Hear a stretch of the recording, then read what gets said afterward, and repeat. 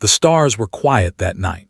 They always were in the deep parts of space, far from any planet or station. Lieutenant Park sat alone in the cockpit of the cargo freighter Starling, watching the endless darkness through the window. She was 29 years old, born on a mining station near Jupiter, and she had been flying ships since she was 12. Her crew was asleep. The ship was calm.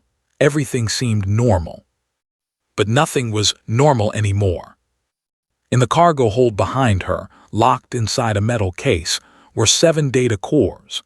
These small devices contained the most dangerous secret in human history.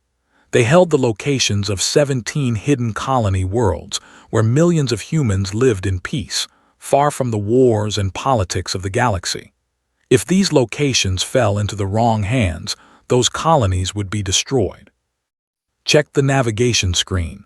They were 3 hours from the jump point that would take them to safety. 3 hours. She allowed herself a small smile. They were going to make it. Then the alarm started screaming.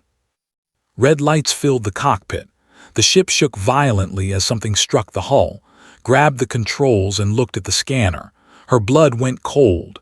There were ships everywhere, dozens of them, maybe more. They came out of nowhere, appearing from behind asteroids and debris fields like ghosts. Warships. The Empire was the most feared power in the galaxy. They conquered worlds. They destroyed civilizations.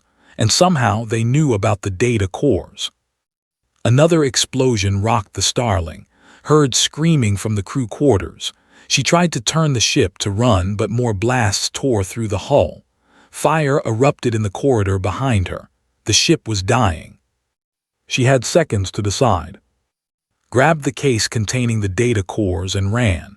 Not toward the escape pods where her crew was heading, but toward the maintenance shuttle docked at the bottom of the ship. It was small, barely large enough for one person, designed only for short repair missions. But it was her only chance. Behind her, she heard the Starling breaking apart. She heard her friends calling her name. She wanted to go back. She wanted to save them.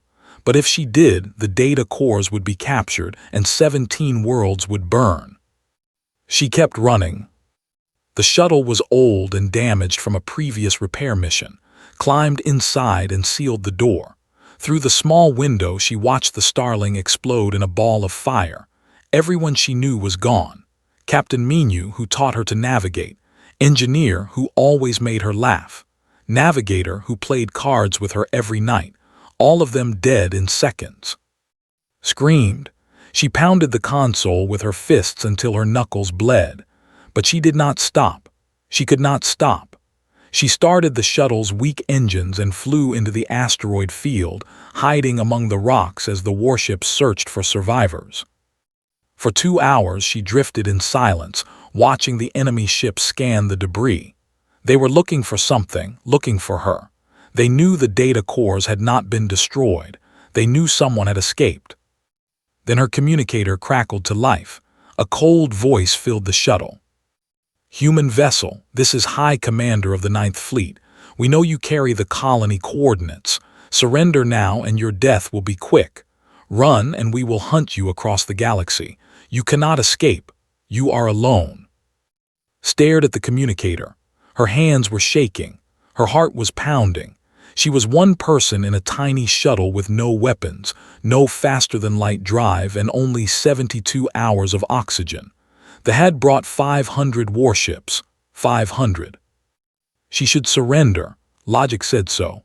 Math said so. Every part of her brain screamed that fighting was pointless.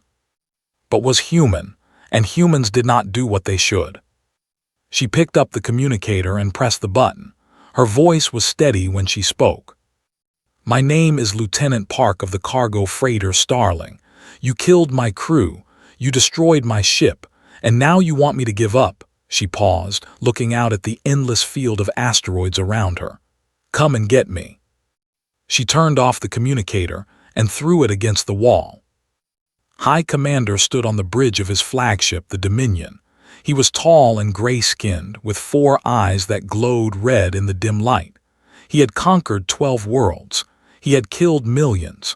He had never failed a mission. One human girl was not going to change that. "Find her," he ordered. "Search every rock, scan every shadow. I want her alive and I want those data cores." His officers moved quickly. Within minutes, all 500 warships spread across the asteroid field, their scanners searching for the tiny shuttle. The hunt had begun. Watch them come. She counted the ships as they passed her hiding spot. 10, 50, 100, more than she could count. Each one was 100 times bigger than her shuttle. Each one carried weapons that could destroy a planet. She had no chance. She knew that. But somewhere out there, 17 worlds full of children and families were depending on her. If she could run long enough, hide long enough, maybe someone would come. Maybe the human fleet would find her signal. Maybe the galaxy would care about one pilot trying to protect her people. Or maybe she would die alone in the dark. Either way, she would not give up. She would not surrender. She would make them work for every second. Started the engine and flew deeper into the asteroids. Behind her, 500 warships followed. The chase had begun. 48 hours had passed since the Starling died. Had not slept. She could not sleep. Every time she closed her eyes, she saw the faces of her crew burning in the explosion. So she kept her eyes open and focused on one thing: survival.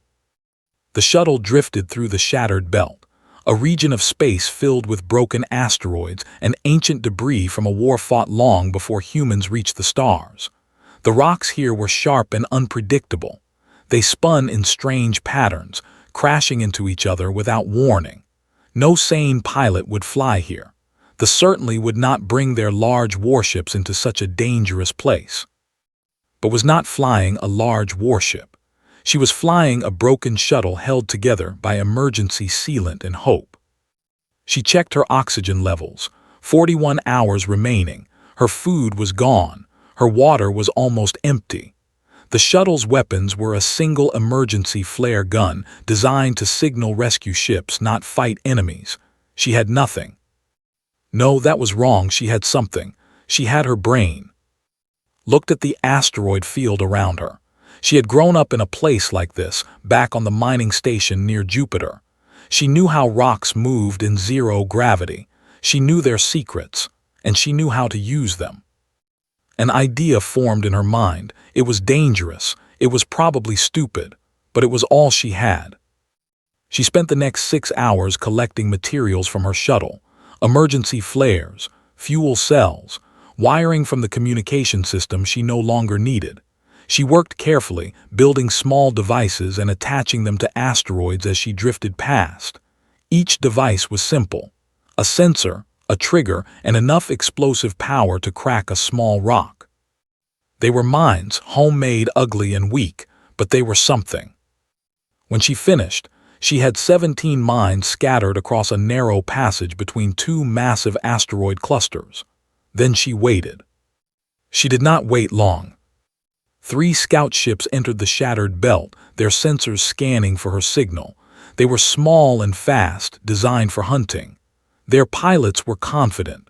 After all, they were chasing one human in a broken shuttle. How hard could it be? The first ship flew directly into its trap.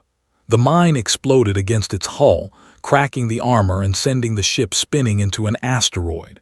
The second ship tried to dodge, but the explosion had already triggered a chain reaction.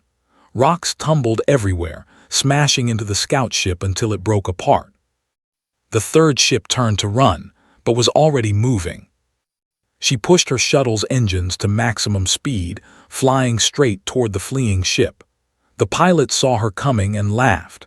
What could a cargo shuttle do against a military vessel? He did not bother to dodge. That was his mistake. Flew directly at the ship's engine exhaust, firing her only emergency flare at the last second. The flare was not a weapon. It could not pierce armor or destroy systems, but it could create heat, a lot of heat. The flare struck the engine intake and ignited the fuel inside. The scout ship exploded in a flash of white light. Shuttle was thrown backward by the blast, spinning wildly through the debris. She hit her head against the console and tasted blood in her mouth. But she was alive, and 3 ships were not. On the bridge of the Dominion, High Commander received the report. His 4 eyes narrowed with something he had not felt in years: surprise. 3 ships, he said quietly. She destroyed 3 ships. Yes, Commander, his officer replied nervously. Scout Team 7 entered the shattered belt and did not return. We found debris. The human shuttle was detected leaving the area. Stared at the tactical display. A single red dot moved slowly through the asteroid field, surrounded by the blue dots of his massive fleet. 1 human, 1 shuttle, 3 of his ships gone. She is clever, admitted, but she is still just 1 human. Tighten the formation, push her toward the edge of the belt, and send no more scouts, send destroyers. Far away, in a different part of the galaxy, Admiral of the Human Defense Fleet received a distress signal. He was 63 years old, with gray hair and tired eyes. He had fought in 3 wars and lost too many friends. He understood sacrifice better than most. The signal was weak and broken, but the message was clear. The Starling was destroyed. The data cores were in danger. A survivor was running. Looked at the star map on his screen. The shattered belt was in contested space, outside coalition protection. If he sent ships there, he would be breaking galactic law. The coalition could punish humanity. They could remove humans from the alliance. They could leave Earth vulnerable to any enemy who wanted to attack. He should do nothing. He should follow the rules and hope for the best. But the distress signal kept playing, and somewhere in that asteroid field, one of his people was fighting alone. Made a decision. He could not send the fleet, but he could send something else. Get me Captain Han, he ordered. Tell her I have a mission, unofficial, dangerous, and very, very important. Back in the shattered belt, found a small cave inside a spinning asteroid. She crawled inside and finally allowed herself to rest. Her body hurt everywhere. Her head was bleeding. Her hands were burned from the explosion. But she was still alive, and she had hurt them. She looked at the data cores in her lap. 7 small devices containing the hope of 17 worlds. Millions of people who did not even know she existed were depending on her to keep running, to keep fighting, to not give up. Closed her eyes. She thought about her mother who died when she was young. She thought about her father who raised her on the mining station.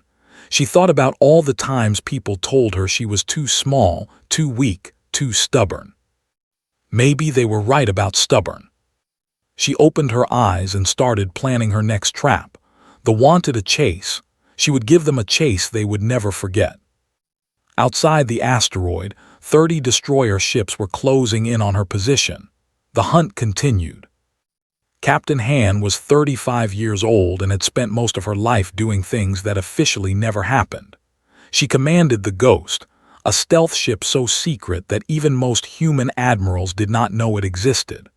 Her job was simple: go where she was not supposed to go, see what she was not supposed to see, and tell no one about it. But today was different.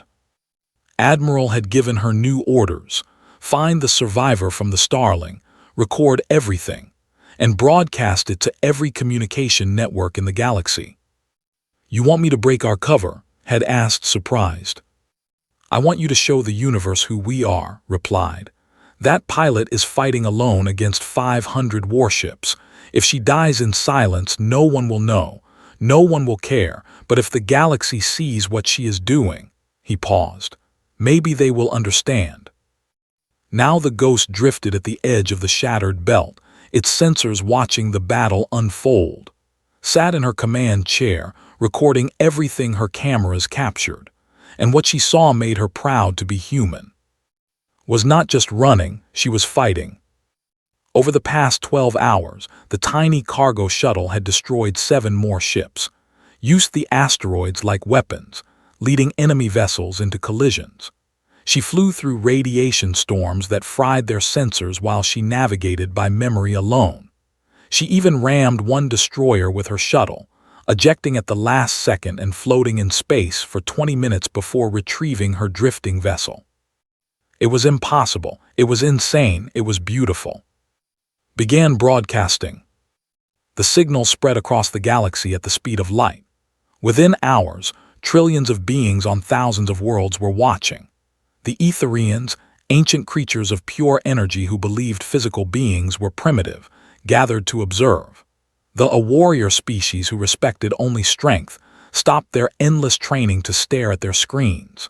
Even the hollowed, mysterious entities who rarely interacted with other races turned their attention to the shattered belt. They watched one human fight an empire. On the coalition, the ruling council received reports from every corner of their territory. Citizens were demanding action.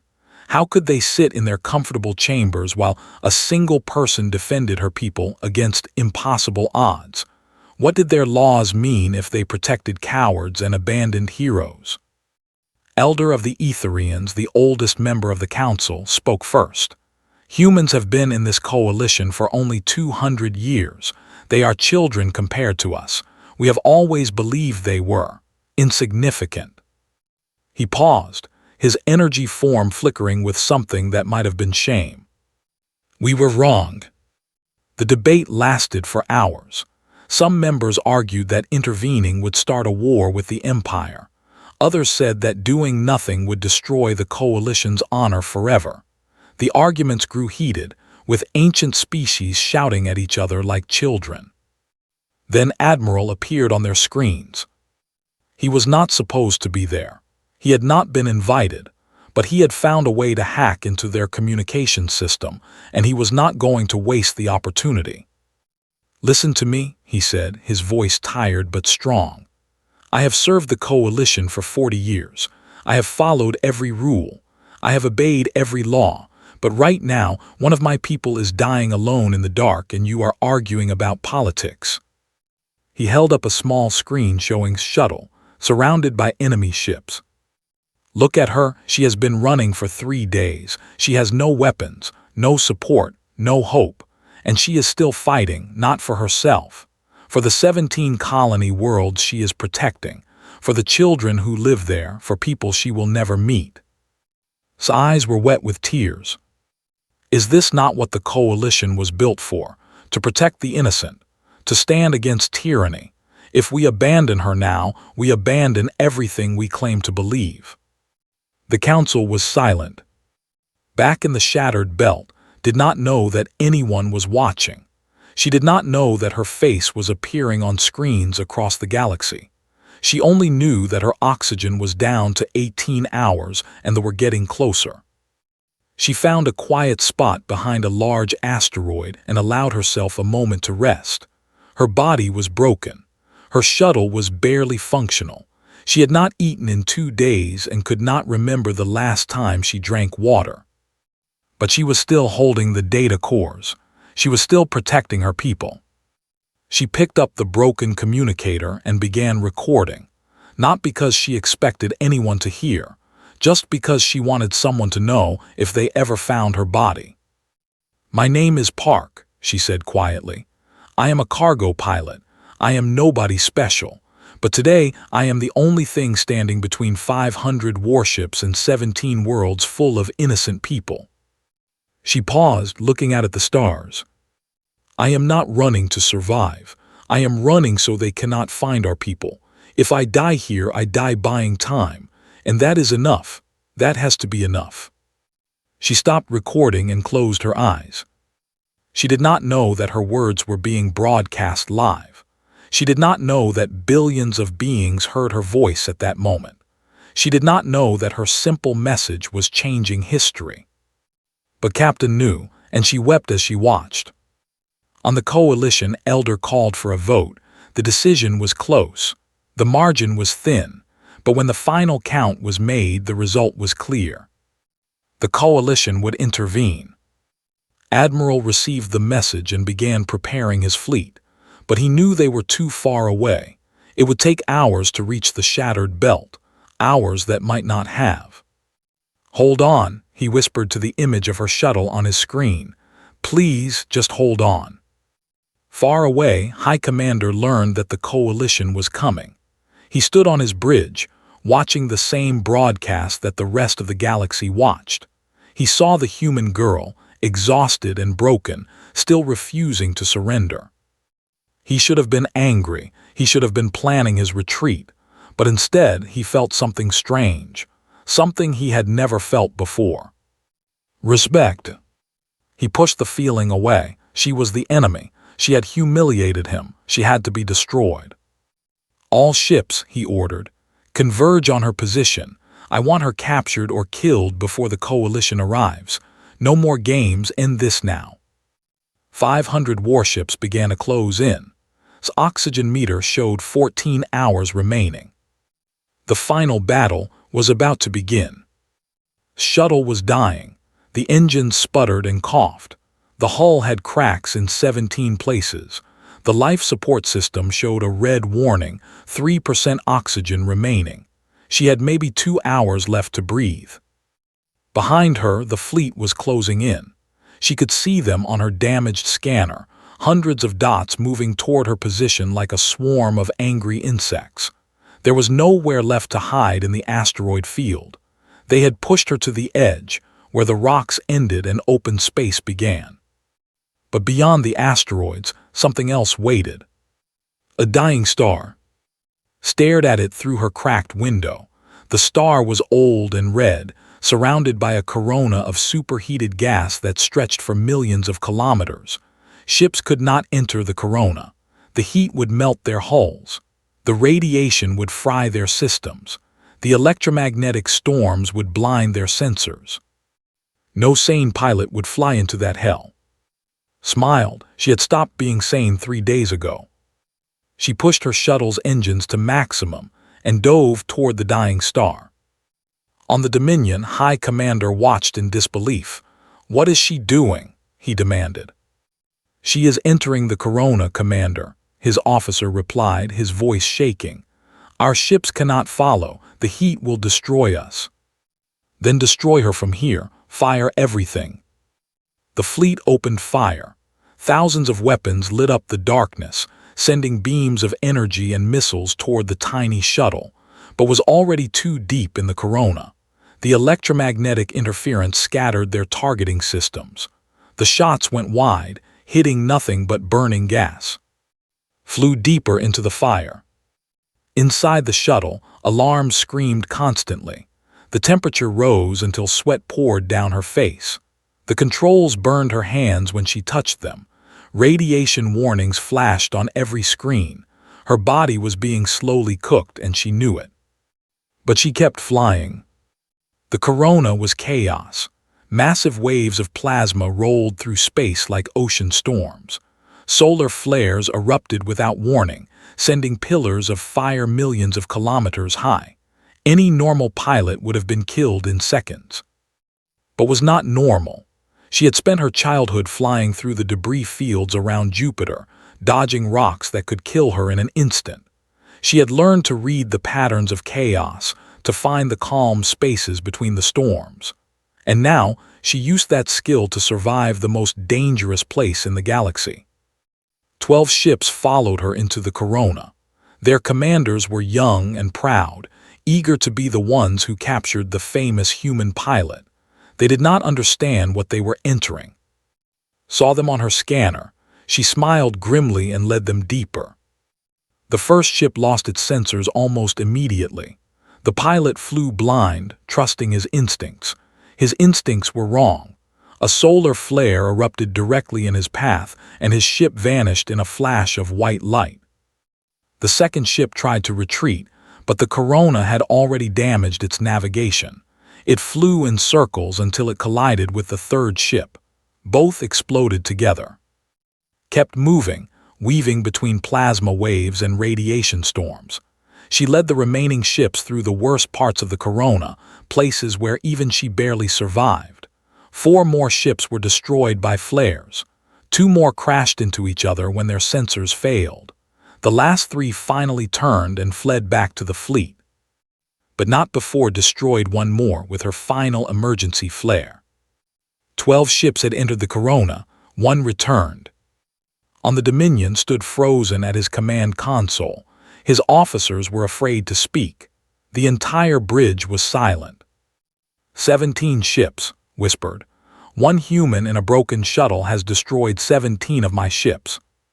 He looked at his tactical display. The coalition fleet was getting closer. In 2 hours they would arrive.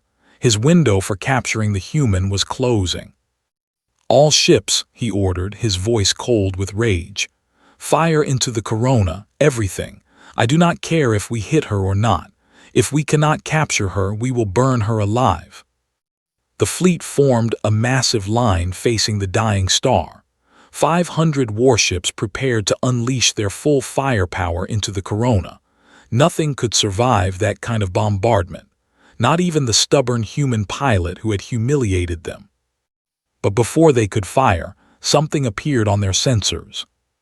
Ships, many ships, coming out of hyperspace directly behind them. Admiral stood on the bridge of the reunification, watching the fleet scramble to react. He had pushed his ships beyond their limits to arrive early. His engineers had warned him that the engines might fail. He had not cared. "All vessels," he announced calmly, "form defensive positions. Protect the Corona, nothing gets through." Behind the human fleet, more ships emerged from hyperspace. Etherian cruisers, their hulls shimmering with energy. Carriers bristling with weapons. Hollow dreadnoughts, dark and terrifying. Even species that hated each other had come together for this moment. The galaxy had answered. Looked at his tactical display and saw the truth. He was outnumbered. His fleet was scattered and demoralized. His ships had been hunting one human for 3 days and they were exhausted.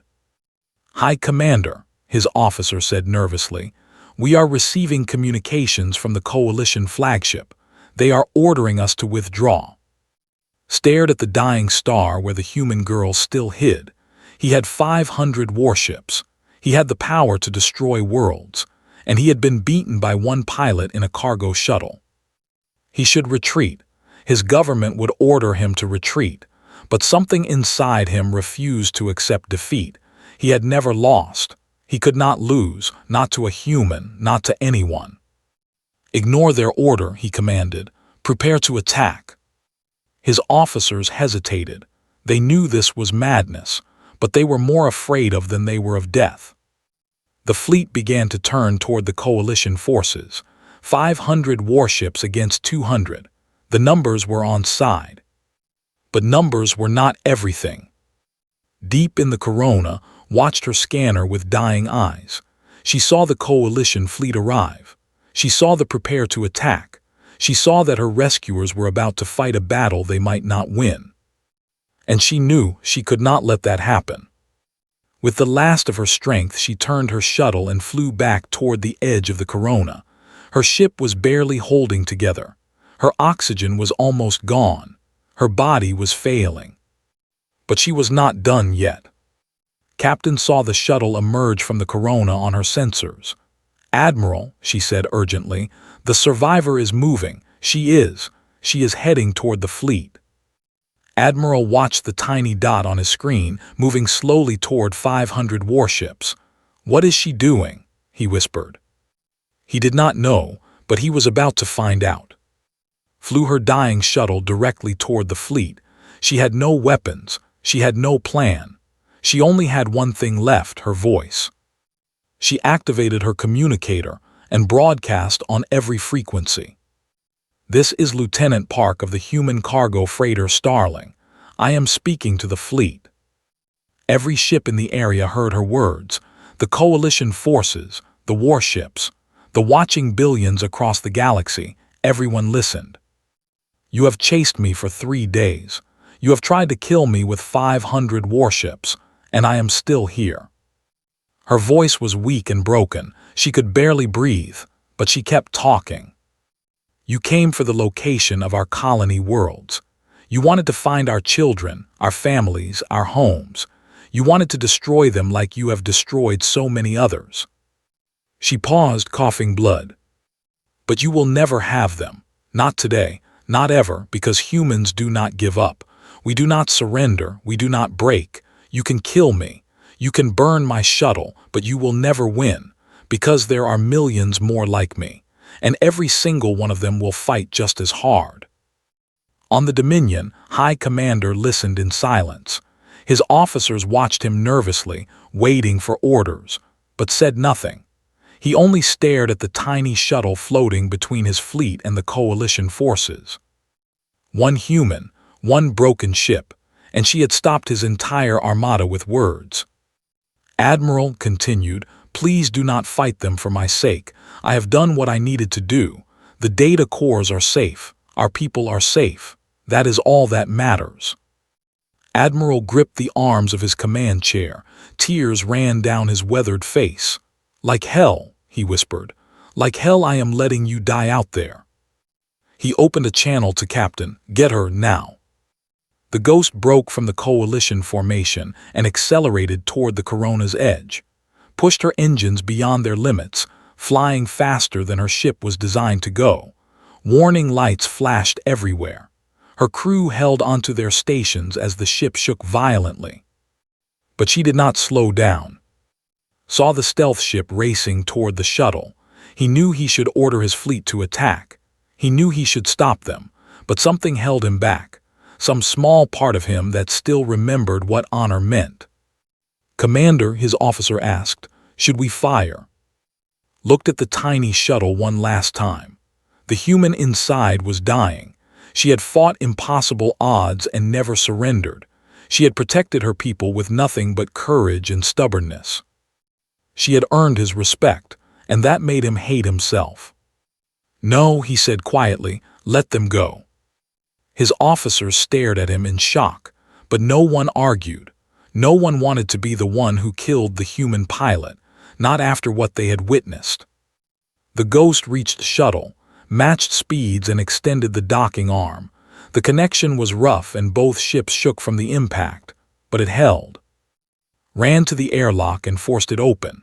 The smell of burned metal and blood filled her nose. She found slumped in the pilot's seat, barely conscious, still clutching the data cores to her chest. "Hold on," said, lifting the smaller woman in her arms.